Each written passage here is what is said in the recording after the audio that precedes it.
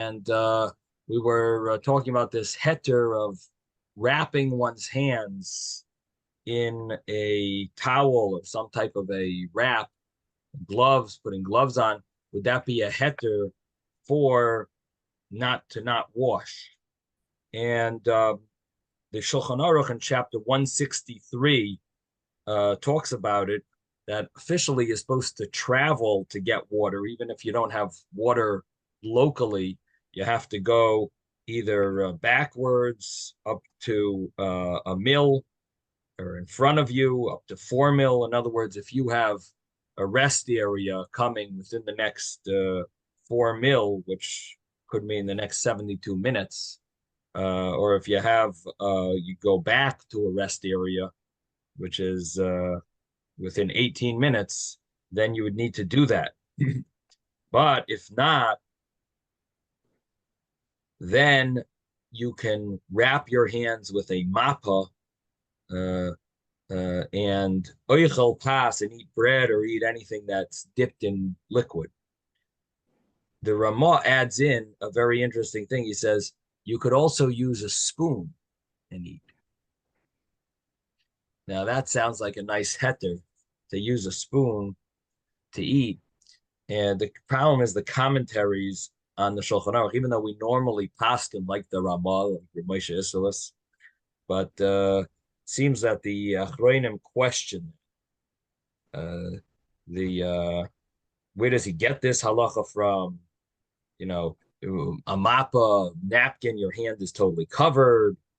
Uh, Here, your hand is open, and if a person has the Mishnah Berurah doesn't want to rely on that. He says if you have something to wrap your hand, you should wrap your hand in it. Don't rely on this Ramah. But there is something interesting that you see from the Ramah, and that is that if you're using a spoon, it's okay. What's the logic behind that? Well, if you're a righty, you eat with your right hand and you use your spoon with your right hand. So we are concerned normally that your right hand is going to touch the bread and make it tame, so to speak. If it was a kohen and it was truma, and we have to symbolically, or because of a kohen not desecrating and making impure truma holy items, therefore we also have to wash our hands before we have bread. Now the problem is touching. We're going to touch the bread when we're eating it. So if you wrap your hand, you don't have that problem. If you use a spoon, you also don't have the problem. Now, when we spoke about wrapping the hands, it implied you have to wrap both hands. But when we talk about a spoon, if you're using a spoon, it actually adds a whole new leniency here, because what that implies is that even though your left hand is not holding a spoon, it's only your right hand is holding a spoon, then that's okay to uh, to eat your bread with a spoon and you'll be okay. So according to that, what happens if you just wrap your right hand as well? Maybe you don't have to wrap your left hand either. If you hear, if you see where we're coming from. In other words, based on this Ramah that you could use a spoon, the whole leniency of a spoon is, number one, your hand is not touching it, your spoon is touching the food, and number two, it's all you're using is your right hand, because that's the only hand we're concerned about. So that would mean that the left hand, you're in this situation again. We're talking about a case where you don't have any other option. You have no water within the next 72 minutes, or forward and 18 minutes backward. So that would be the leniency here mentioned in the Shulchan Aruch. And this is a discussion by the Biur Halacha, Mishnah Berurah's more academic writings. He writes about this Ramah, where he has this leniency of the spoon, and he says it would seem that maybe you could wrap only one hand as well. But he says, nevertheless, it's very surprising, this law of the Ramah, and and many of the later halachic authorities have questioned it, and so he doesn't want to be lenient, but it does seem like a source. In other words, that seems like a source that you could wrap one hand, not the other. Okay, Mordechai's had his hand up over here. Yes, Mordechai. Yeah, there's that story about that squeamish Kohen Gadol who wrapped his hands. I'm trying to remember what. Uh, Oh, so that's a story in the book of about the king. No, one second. Is that a well, story? the king, right? The king and the queen were having an argument as to which type of meat was better, and they asked the Kohen Gadol, and he made like a dismissive motion with his hand, which wound up getting. Well, he first bribed somebody to cut off his left hand, but then when it was found that was found out, they also cut off his right hand, and it says that the reason that happened to him is because he used to wrap his hands when offering the korbanos. Yeah, the story rings a bell. I don't have it clear, but thank you, Mordechai. Yeah, interesting. Yes, Jeffrey. This is a matter of technology. The times of the Gemara, they didn't have spoons. And certainly everyday people didn't have spoons. And they ate with a knife and with their hands. And the rabbis knew that. And the rabbis came up with all of these halachas about washing hands, which we have no source for. It's a traditional sources from Shlomo HaMelech, that he was the wisest man. I'm sorry, Jeffrey, but the Chumash talks about kaf achas asara zahav malaya kateris. That even in the Chumash, it mentions about having spoons. It's a golden spoon, and it's only in the temple utensils, and it's a special kind of thing. We translate spoon, but it's not a spoon that you use at the table. It's not a teaspoon or a soup spoon. I'm just saying it's not surprising. By the time of spoons. By the time of the Ramah, okay, they did not have spoons. Normal people didn't have spoons, and if they had anything, it was wood. Okay, by the time of the Ramah, it became about in the laws of Shabbos. It talks about the utensils and things. I don't know about yeah. I'm not saying that every person, every table was set with spoons. Okay. But it doesn't mean that that's impossible. But even if you want to say it's a knife, maybe they ate with the knife. However you want to. They did. Right. They cut the bread with a knife in their hands. Right. And my grandfather still cut it that way. He lived in the 17th century. Your grandfather lived in the 17th century? As far as technology was concerned, that's correct. Yes. My grandmother knew all the skills of a woman from the 17th century.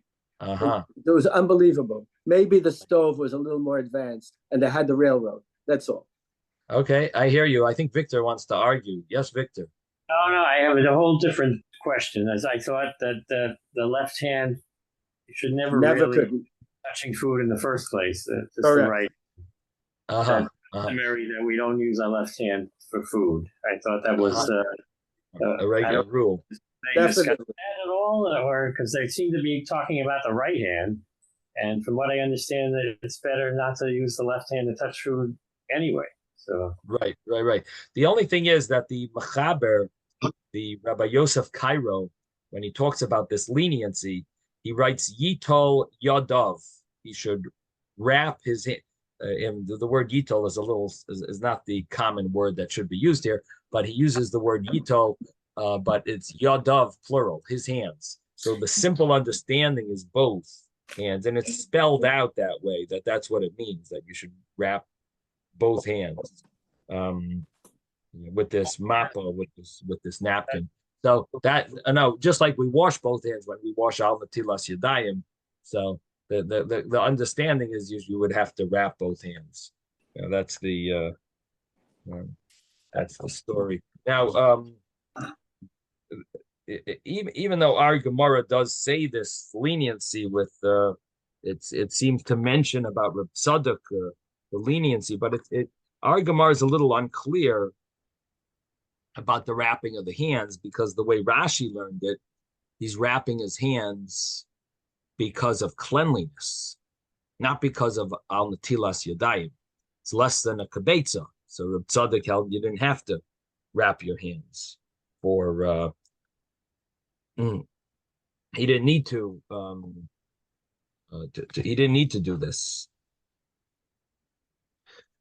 Now, if it was a kabetza, he wouldn't be. The Taisa said you would be obligated to do netilas yadayim, and you wouldn't be allowed to do the mappa, because then we're afraid shema that you're going to touch it.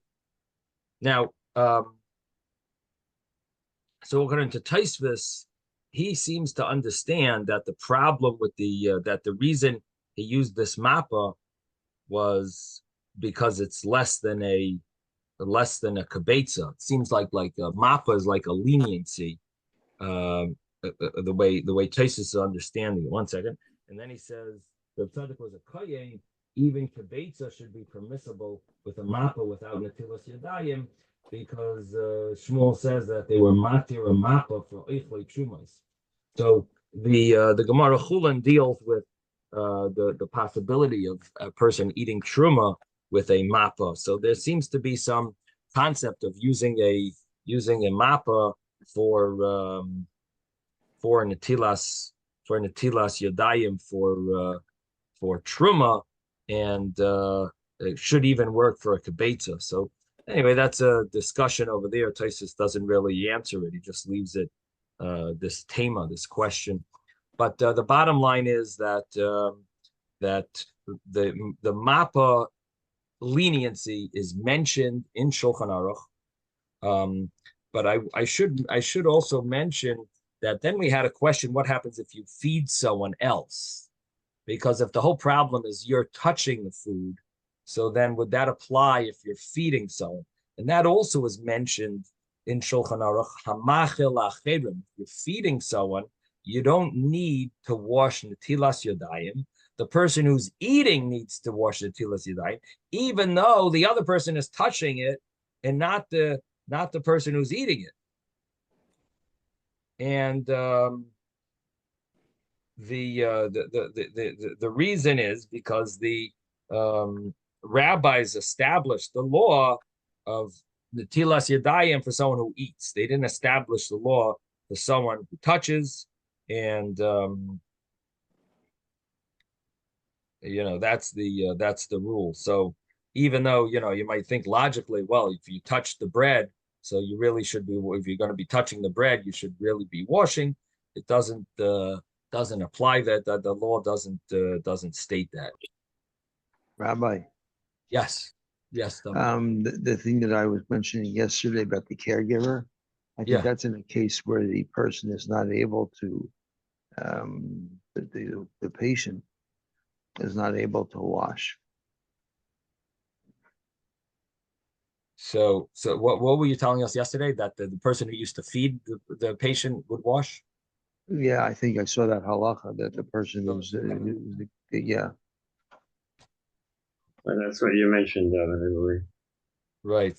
I mean, maybe there is such a shita, but it doesn't seem like that would be, the simple understanding of Shulchan Aruch. Simple understanding of Shulchan Aruch is that the person who's preparing the food is definitely exempt from washing. Person who's eating, if they can't wash, they can't wash. They would also be exempt in that scenario, or at least they could wrap the person's hand, or something like that. But I'll try to locate the sefer. Yeah, maybe it's a chumrah to do that. I don't know. Yes, Victor. Yes. Time is we talked before that your hands have to start out clean before you even do netilat yadayim, right? We mentioned that. You mentioned that, I think. Right. And well, with, clean hands, so that when you do the netilat yadayim, that it's a more of a spiritual uplifting, not for cleanliness reasons. It's not for cleanliness reasons. Now, if you want to know, are you obligated to wash them before? I'm not 100% sure if that's an obligation. It could be that the washing netilas yadayim covers that as well. Those once you wash them anyway, so you're washing them, they'll be clean. But in other words, the washing is not meant to be a cleanliness washing. But I'd have to look it up and see over here. But it could be a chatzitza if it's dirty. That's the problem. Right. If the dirt doesn't come off, that would be an issue. That's why you would want to clean it before that. You shouldn't have a chatzitza. But if it's just maybe a stickiness, maybe that shouldn't be a problem if it's just going to come off automatically naturally when you pour the water on. It's just automatically going to come off. So then maybe it's not an issue. I mean, the custom is some have the custom, like we have the custom 3 times per hand. Right. The first one may get rid of the dirt or any chatzitza, any separation. Right. Some people have the custom only 2 times. I don't know. Right. So you're saying the Sephardic custom is 3 times? 3 times. It's different for hamotzi versus in the morning. In the morning we alternate hands, and hamotzi do the same hand. But right. So the Lubavitch custom follows that as well, like 3 times, which is some chumrah, even though the rest of the world seems to only do 2. I didn't know Sephardic people also do 3. That's good to know. And ideally, you're supposed to put the cup down in between switching hands. Ideally. And then the other hand, I think the right hand can give it to the left hand, but the left hand can't give it back to the right hand. I think it's something like that.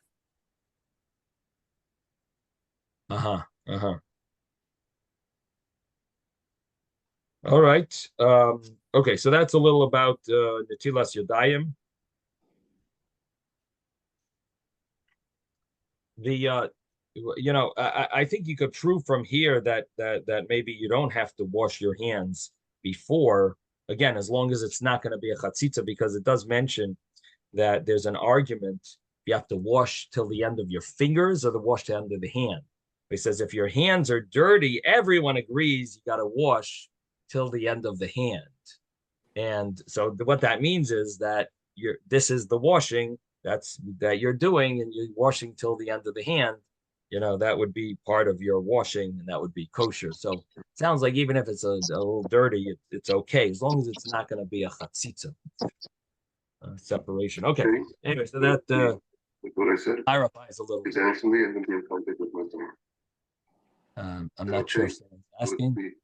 What I said is actually and then be in contact with. Okay, I'm not sure who that is.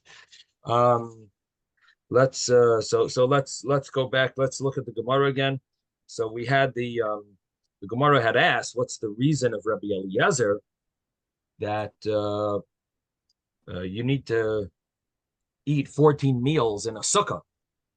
And the Gemara said that he learns it because it says Basukas Teshvu Shivas Yamim. It says Teshvu, and we learned it came to Duru.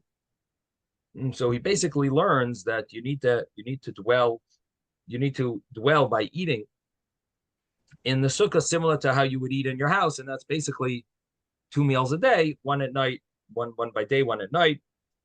We spoke a little about the order. It says by day first, and then it says by night. And then we said that the rabbis also learned the same thing. That Teshvu came to Duru.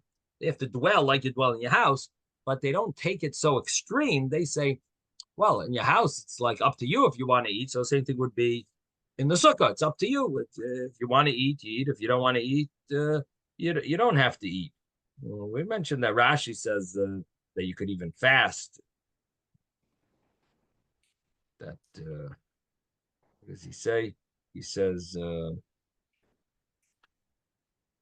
Iboy Ochel, Iboy Loy Ochel. Even Kol HaMoed, he's saying you could technically have a voluntary fast. This is, of course, a question. What does Rashi mean? You could fast. Are you really allowed to? Rashi said it really in the Mishnah. Let's say someone has a yard site in Chol HaMoed, and some people have accustomed to fast in the yard say. Right. So I don't think you're allowed to. Exactly. Look, I'm surprised what fasting he's talking about. That's what the question is.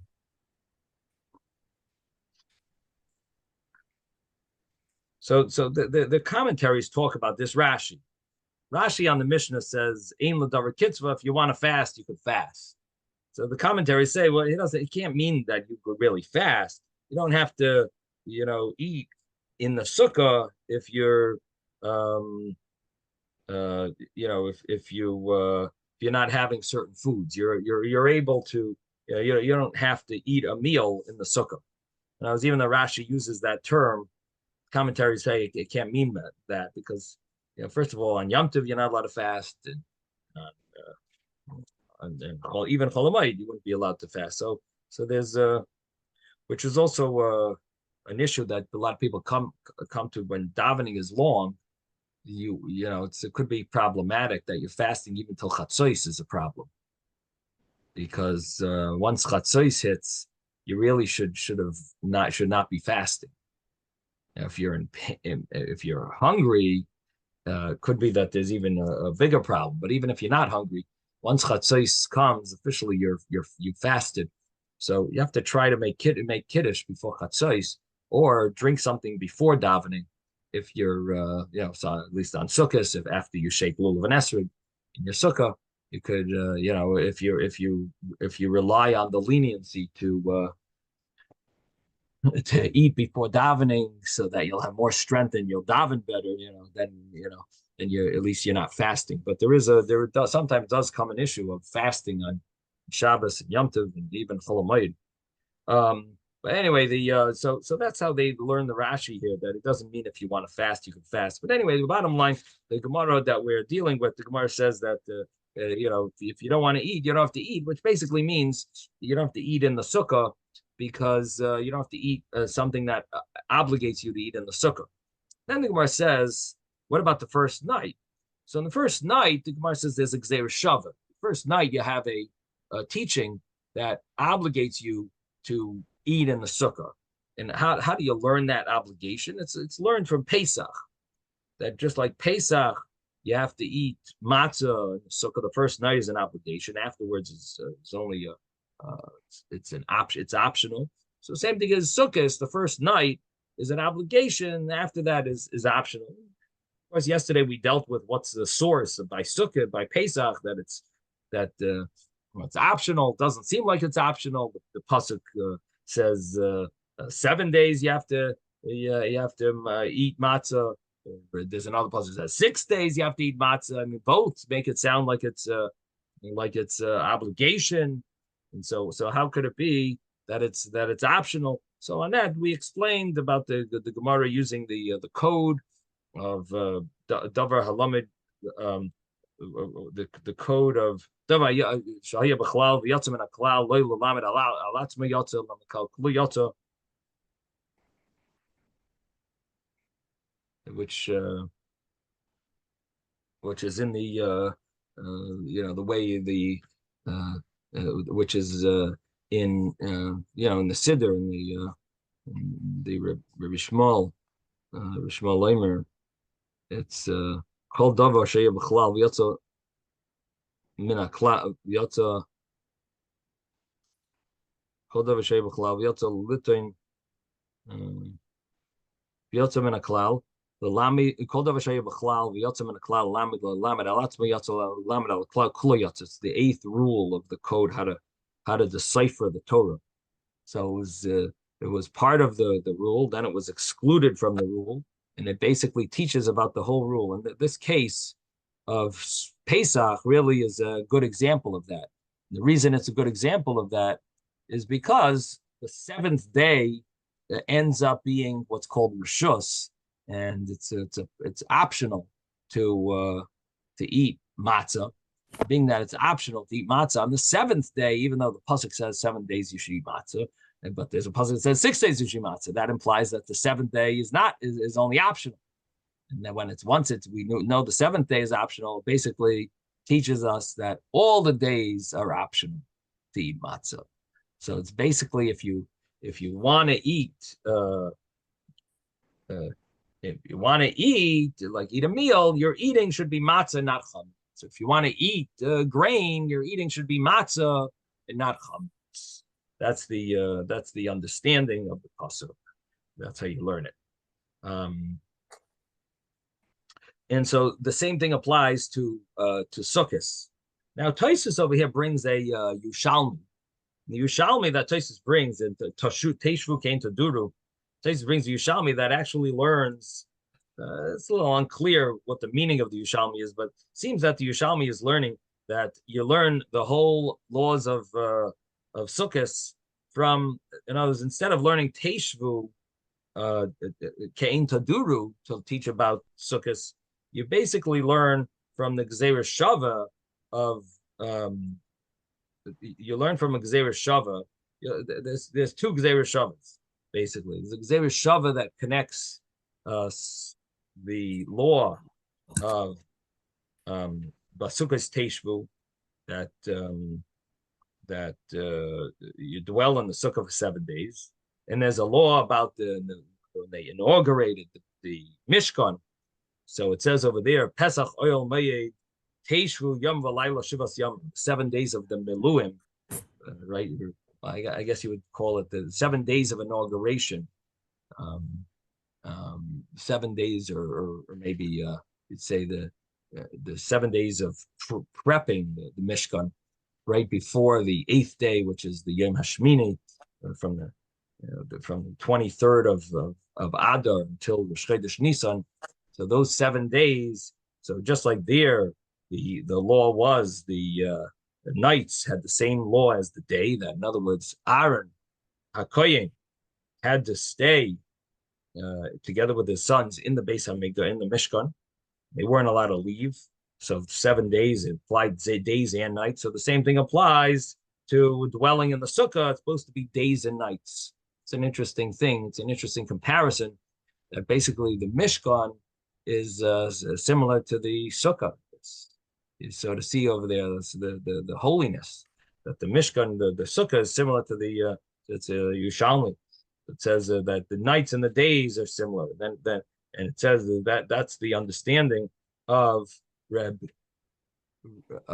the understanding of Rabbi Eliezer, that you need to have 2 meals in the sukkah, is because the night and the day, it would seem that he's understanding it. You have to dwell by night and by day. In other words, it's not just 7 days; it's by night and by day. You would need to have ultimately 14 dwellings or 14 meals in the sukkah. And then Yushalmi also mentions that the rabbis learn Chamisha Asar, this Zera Shava that our Gemara brought, but the rabbis learn it to be a little more, that not only is the Zera Shava teaching you that you dwell, the Zera Shava teaches you that the first night is an obligation, right? The first night of Sukkos is an obligation, and you learn it from a Gzeira Shava about Chamisha Asar from Pesach. That just like Pesach, it's Ba'erev Teichel Matzos. You have to eat matzah on the first night. That the Yerushalmi seems to also say that the other days, that just like the other days of Pesach are optional. So it's the same thing as the other days of Sukkot are optional, almost like it's automatic by in other words, how do we know that Sukkot, how do we know that Sukkot is optional to the other days? So our Gemara learned from Dira that just like you don't have to eat, it's optional. The rabbis say it's optional. They learn no, it's because by Pesach it says the other days are optional. So therefore we learn the same thing, that Sukkot is also optional. In other words, it's not teaching, the Gzeira Shava is not teaching about there's 2 things. There's the obligation of eating matzah on the first night, and then there's all the rest of Pesach is optional.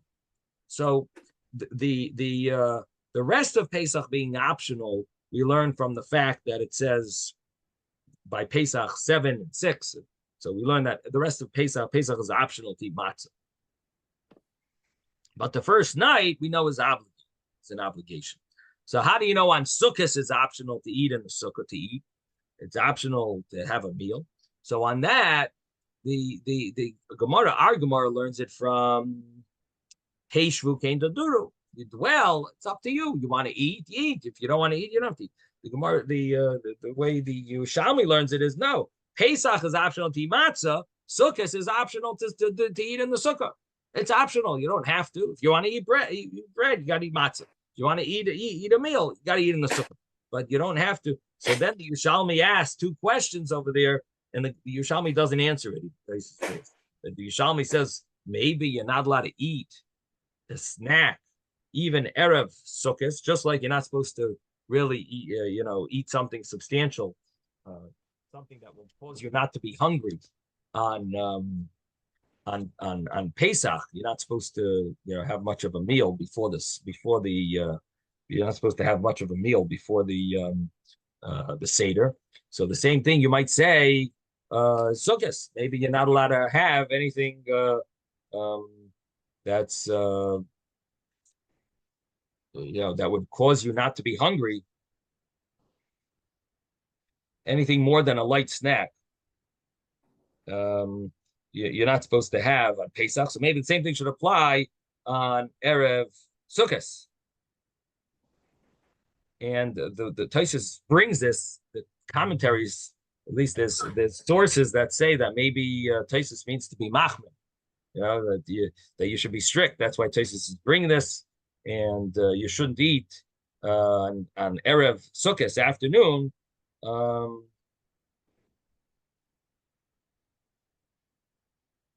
You shouldn't eat a meal.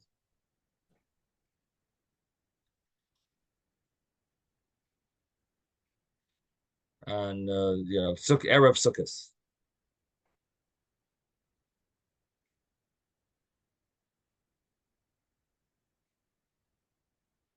It's an interesting thing. The Tosfos brings the Yerushalmi. The Yerushalmi asks this as a question, doesn't answer it. So it seems like you have to eat when you the source is from Pesach. Pesach, it says you're supposed to have the Seder when you're hungry.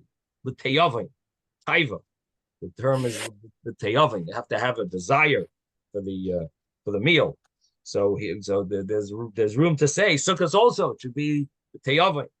And then they also say maybe you also are obligated to the night just like the night of Pesach. You have to have matzah. So Tosfos mentions you could also say that the night of Sukkot you have to eat in the sukkah, but do you need to have like doggone you definitely have to eat a meal in the sukkah, but does it have to specifically be doggone the bread that would be the kazayas of grain? Is it possible that you could be yaitze, you could fulfill the obligation of eating in the sukkah with other foods that are obligated to be eaten in the sukkah on Pesach night, on Sukkot night? So just like Pesach, you need to have matzah, could be you also need to have on Sukkot night, you would need to fulfill the mitzvah of sukkah. Now, in addition to fulfilling the mitzvah, besides the mitzvah, then of course on Yom Tov you need to have a meal. But would you be obligated to have dogon that has to be specifically from the grains, 5 grains that are mentioned in halacha, the oats and barley and rye and spelt and wheat. So that's another question asked there in Yerushalmi, and seemingly Tosfos is feeling that you should be machmir. So it's interesting to Rabbi, know. is it only a minhag every Friday afternoon? It's halacha that Friday afternoon also you shouldn't have a shouldn't have a meal. Shouldn't have a meal, right? But the meal, a little snack, but not a meal. But it's a certain point. Yeah. So on Friday afternoon, the law is after the 10th hour. There you're not allowed to have a full meal late in the afternoon. But what about after chatzos?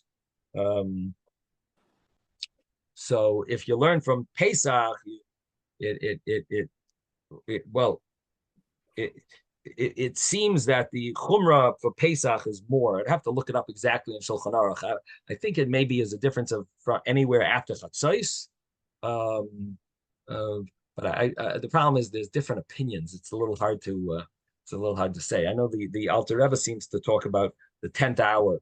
I have to look it up in the Mishnah Berurah to see compare the before Erev Pesach and every Erev Shabbos. But that would be the we could take a look in let's see, here Safari. Let's see.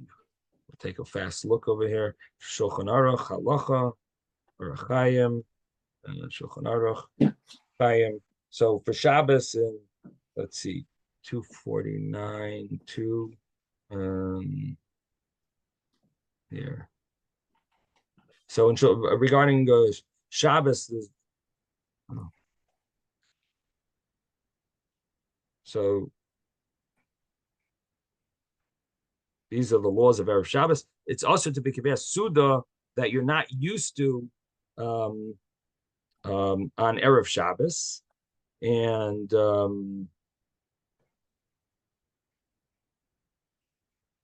because you're supposed to come into Shabbos when you're hungry. And the Shulchan Aruch says the whole day is included in this Isser. And if to eat and drink without like an official meal, even a regular Suda, to eat or drink without Kviyas Suda, even a Suda that you're used to having during the week, so the whole day is permissible for such a meal to start. But it's a mitzvah to stop, to prevent oneself from the 9th hour and above, which let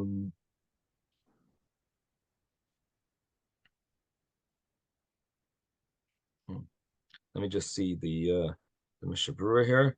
So the Mishnah Berurah says that Erev Yom Tov applies also, and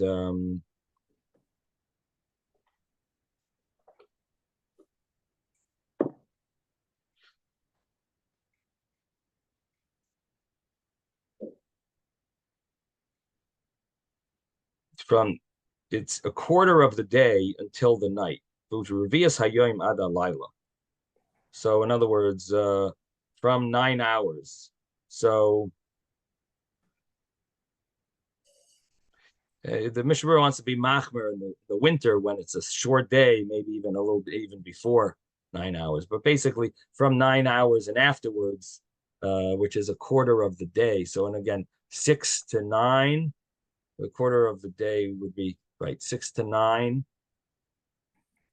9 to 12, 12 to 3, and from 3 until the end. So it means after the 9th hour, 10, hour 11, and hour 12, which is what I use the term 10th hour, but it's basically the after the 9th hour, the beginning of the 10th hour is when it's the Shulchan Aruch uses the term that it's mitzvah lehimana. It's a mitzvah to prevent oneself from doing it. So even though you're allowed to, again, this is not talking about a kiveya suda, which of course I'm not exactly sure how to translate it, but there's an official meal, and then there's just a regular meal. But anyway, you're eating and drinking without what's it's a suda sharagil ba, but it's not called a kaviyah suda. It's like a regular meal that you normally have, but it's not like a kaviyah suda. Whatever, it deserves to be explained a little better. But the Shulchan Aruch doesn't say it's usher; it just says it's a mitzvah that a person shouldn't do that. Now, regarding the laws of Pesach, regarding the laws on Pesach, so there it's chapter 639, which let's just see 639, or regarding laws of Sukkahs even. Here, let's say 639. Eating in the sukkah the first night is an obligation.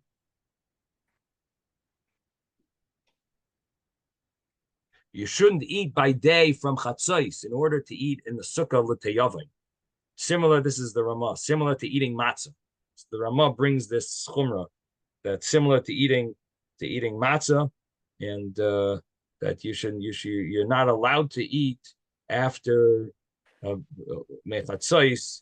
Now it doesn't say clearly what that means. Don't eat by day, but here the Mishnah Berurah. Let's see, Mishnah Berurah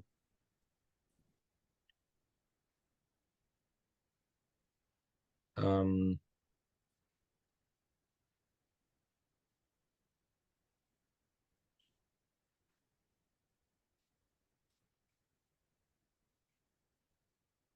from Chatzos. The Achronim have agreed that it's not usher only from the beginning of Sha'ar Revius after Chatzos, of the 4th hour after midday.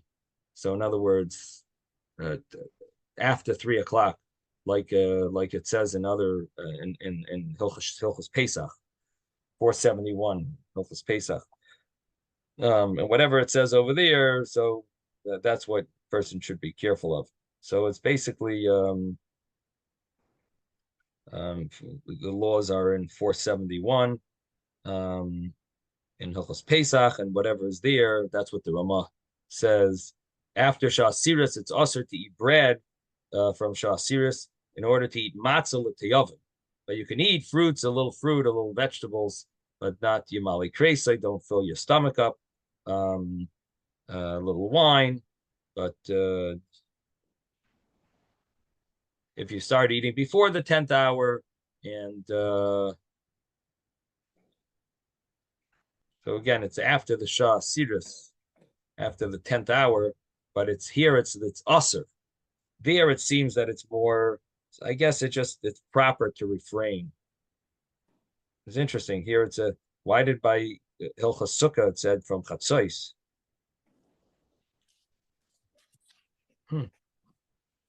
Here it says it's after the 10th hour. 1 second, 639. 639. It seemed the Ramah seemed to have this chumrah of Chatzos over there. 639 says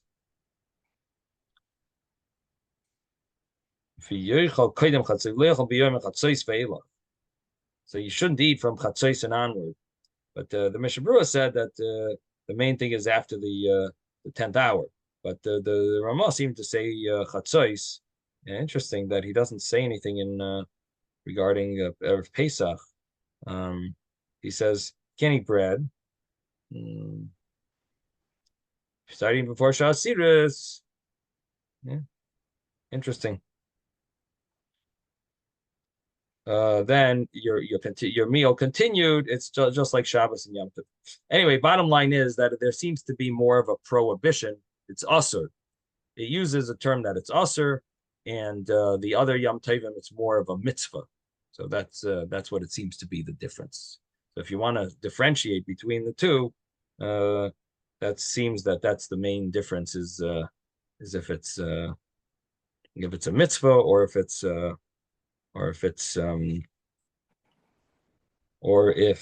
it is prohibited. It could be that the Mishnah Berurah, it could be that the Ramah might say the difference is chatzos. That one you have to be machmir from chatzos. The other one is the 10th hour. But I'm not 100% sure if that's correct, because in one place the Ramah says the chatzos rule. The other one is the 10th. Chatzos is midday, 12 o'clock. The other one is from 3 o'clock. From 3 o'clock and on. So the question is that maybe that's another difference. That on Sukkot you have to be more machmir. Pesach maybe you should be more machmir. To me, it's a little surprising. The Ramah doesn't say the same thing he says in Sukkot about Pesach. He doesn't say about Chatzos. Why doesn't he? Does he rely on what he says on Sukkot? But that's much later in the Shulchan Aruch.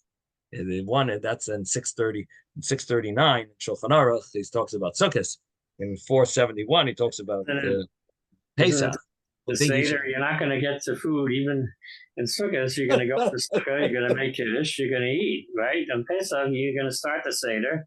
You're not getting to Shulchan for another hour or two, right? So maybe that's why it's a different. That's a good point. Good point. I wonder if that plays a role.